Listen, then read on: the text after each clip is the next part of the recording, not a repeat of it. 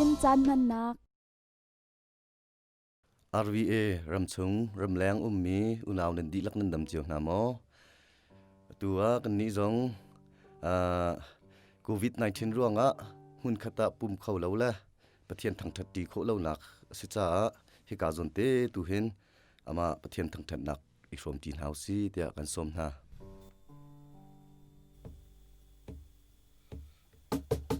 kan ni kan sual si fa in